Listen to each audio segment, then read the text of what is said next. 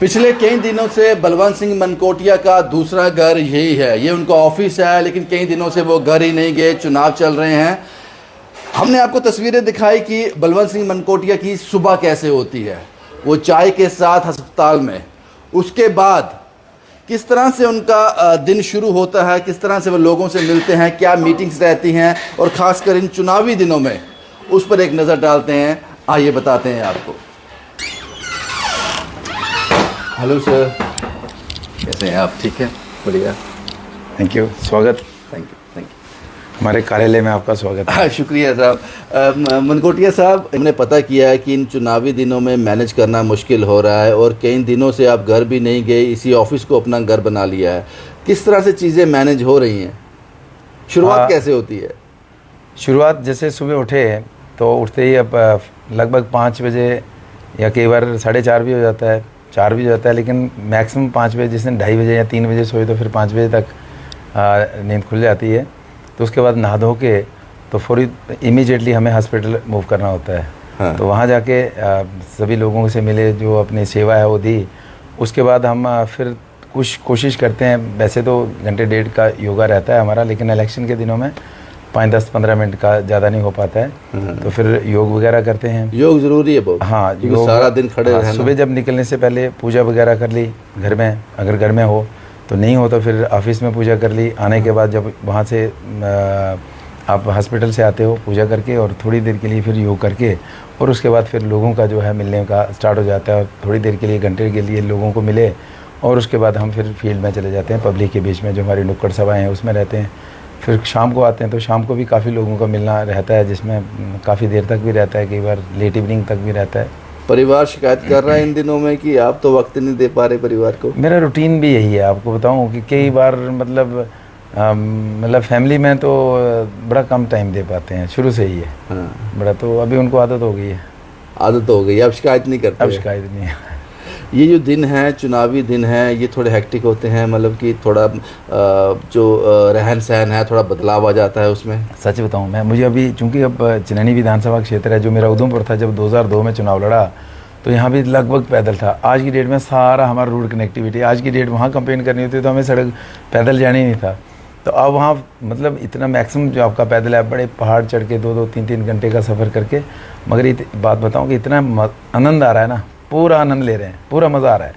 वक्त हो चला है मनकोटिया साहब का अपने लोगों से मिलने के लिए। आज ढेर सारी मीटिंग्स हैं क्योंकि चुनावी दौर चल रहा है, तो जोला उठाकर इसमें वो सभी शिकायतें हैं, वो कभी डेवलपमेंट के काम हैं, वो सभी वादे हैं जो इस जोले में हैं, जो लेकर अपने लोगों के बीच जा रहे हैं। आज 10 से 12 मीटिंग्स हैं और मुझे लगता है कि वापसी में होते होते रात को 10, 11, 12 बज जाएंगे। और पहले मैं इनसे बात कर चुका हूँ, ये कहते हैं कि पता नहीं कितने दिन हो गए परिवार से मिले हुए। कुछ बातें ज़रूर करेंगे मनकोटिया साहब से गाड़ी में बैठकर, कहाँ जा रहे हैं, किन लोगों से मिलने जा रहे हैं और क्या डिलीवर करने जा रहे हैं, किस तरह का चुनावी माहौल है, इस सब पर चर्चा हम करेंगे गाड़ी में मनकोटिया साहब के साथ। फाइनली ये काफिला निकल चुका है मनकोटिया साहब का। आगे भी गाड़ियाँ हैं, पीछे भी गाड़ियाँ हैं, और मैं आपको इनके प्लान बता दूँ। मनकोटिया साहब कितने बिजी है। हमने कहा 11 बजे घर वापस पहुंचेंगे, शायद उससे भी लेट। 1, 2, 3, 4, 5, 6, 7, 8, 9, 10, 11, 12 जगह जाना है इन्होंने, लोगों से मिलना है, उनकी शिकायतें भी सुननी है, नाराज़गी भी सुननी है, और आने वाले दिनों में उनको भरोसा भी दिलाना है। मनकोटिया साहब, हेक्टिक है, बड़ा मुश्किल लग रहा है या सिर्फ ठीक चल रहा है? बढ़िया लगता नहीं है, चूँकि पहले तो मुझे थकावट कभी होती नहीं है। हाँ। कभी महसूस नहीं हुआ कि आज थक गया हूँ। तो इससे सिर्फ थोड़ा सा जो लगता है कई बार कि नींद बड़ी ज़्यादा कम 2-2 घंटे की जब हो जाती है, थोड़ा सा उसमें कई बार बैठे बैठे आँख बंद हो जाती है कई बार दिन में।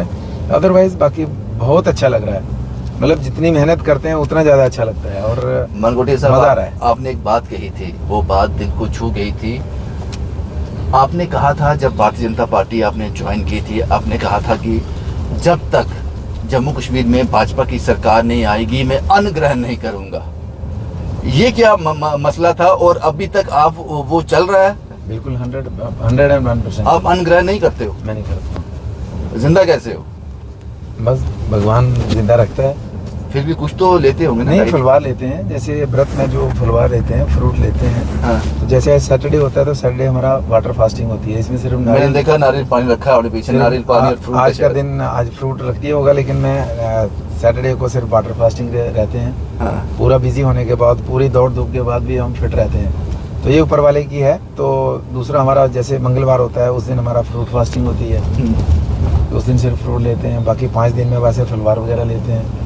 तो इसमें और सबसे बड़ी बात मैं आपको ये प्लस पॉइंट में, वैसे भी ये तो चलो मेरा अलग तरीके से लोग देख रहे होंगे, मैं सभी को कहना चाहता हूँ, मैंने जो देखा कि आज की डेट में हमारे जैसे देश में 80-90% लोग पेट की वजह से बीमार हैं, खाने की वजह से बिल्कुल सही कहा आपने। वो की वजह से कोई बीमार नहीं। और मैं भी खुद एज ए MLA में मैं भी मतलब पेट अपसेट रहता था, और मैं लगभग हिंदुस्तान के सभी डॉक्टरों को दिखा चुका हूँ। और एक दिन मैंने सोचा यार पेट मेरा है तो डॉक्टर क्या करेगा, तो मैंने उसी टाइम से अपना खाने पीने की व्यवस्था को चेंज किया। और मैंने एक मतलब टाइम था 3 समय खाना खाते थे, फिर 2 पे आ गए, फिर मेरी सिस्टर की डेथ हुई, एक समय पे खाते थे।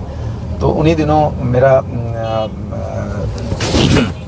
मेरी बहन की डेथ के बाद नवरात्रे आ गए, तो नवरात्रे हम पूरे फास्ट पे रखते थे, तो उन्हीं दिनों मेरी जॉइनिंग हो गई। तो उस दिन हमने मन बना लिया कि अब हम खाना जो है ये सरकार बनने तक नहीं लेंगे। तो दूसरा जब मैं घर आया तो मेरी माता जी बुजुर्ग हैं, तो वो माता जी कहती तूने कौन सा पंगा किया है, अगर तू ये करेगा तो मैं भी खाना नहीं खाऊंगा।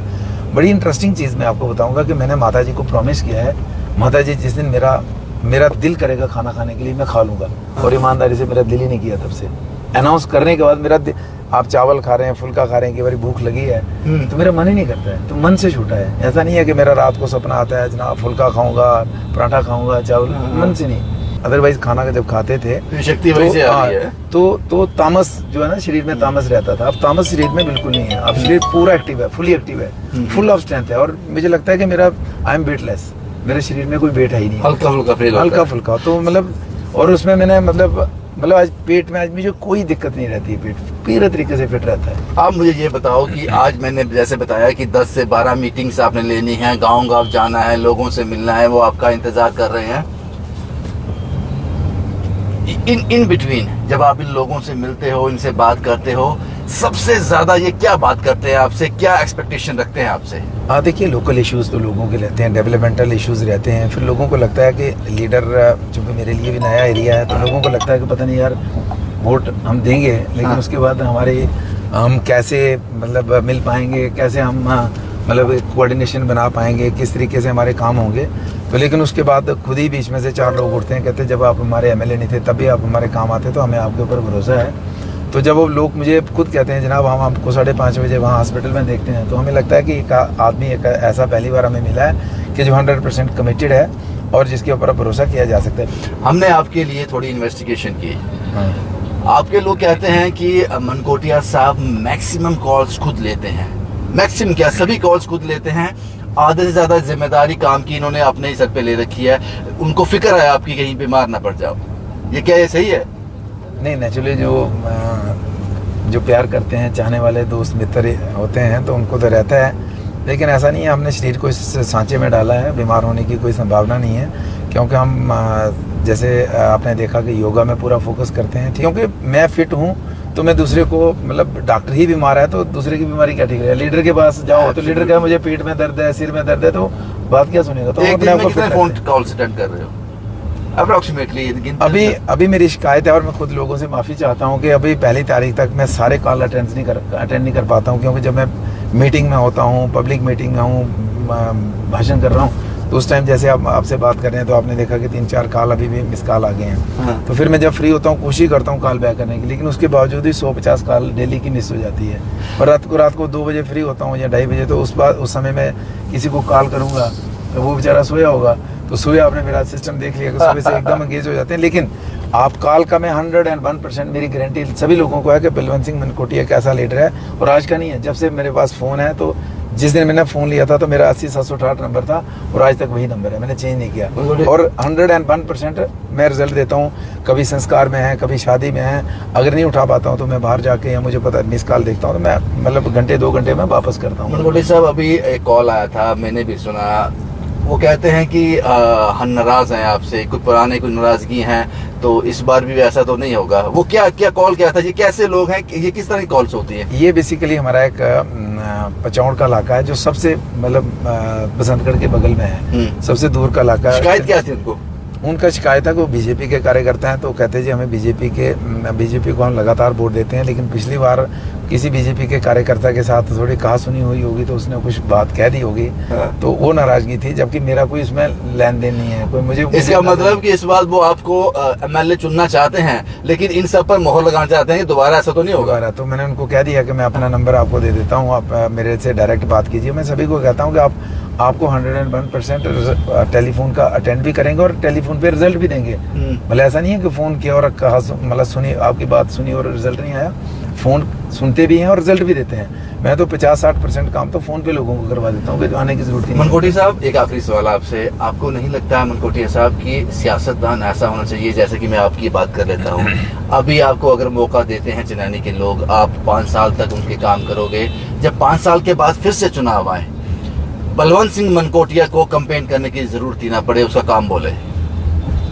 देखिए, मैं तो अपनी कैंपेन में ये बात दोहराता हूँ कि जब 5 साल का समय हो तो आप ये कहें, आपके मन में ये भाव हो कि हमें बलवंत सिंह मनकोटिया जैसा नेता चाहिए।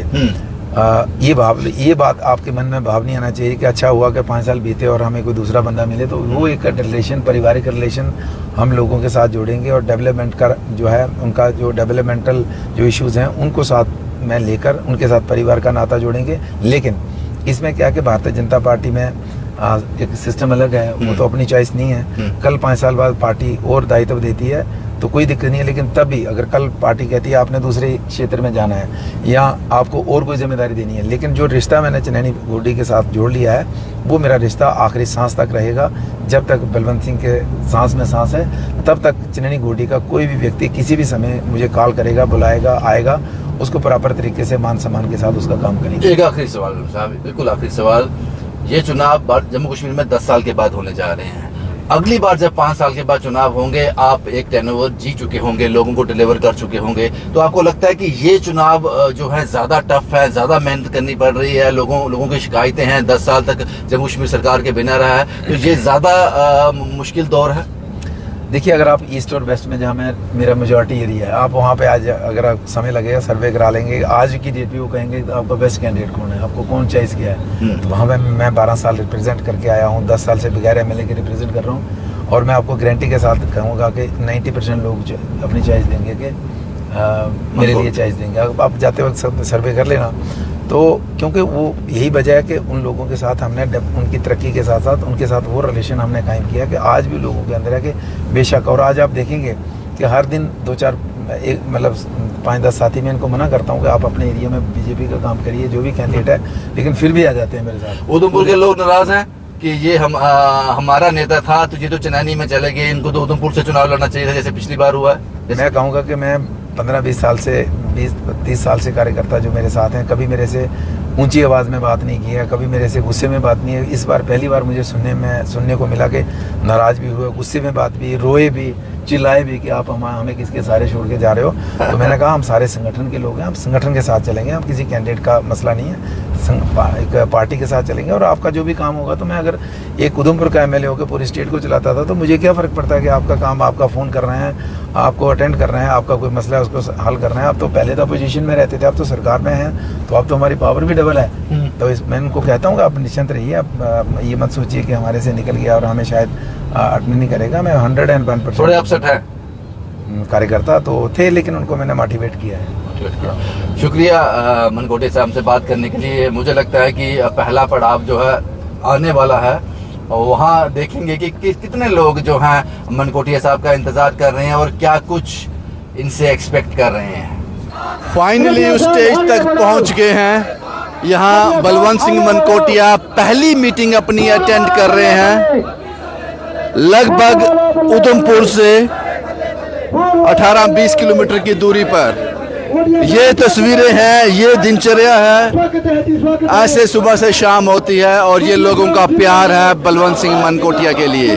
ऐसी 12 से 15 मीटिंग इन्होंने आज और अटेंड करनी है। ये एक पूरी दिनचर्या हमने आपको दिखाई बलवंत सिंह मनकोटिया के साथ, किस तरह से वो सुबह उनकी दिनचर्या होती है और किस तरह से अपने लोगों के बीच जाकर पहुंचते हैं। आपको ये वीडियो कैसी लगी कमेंट बॉक्स में ज़रूर बताना। शुभम कुमार के साथ Ravindra Singh, the state sentinel के लिए।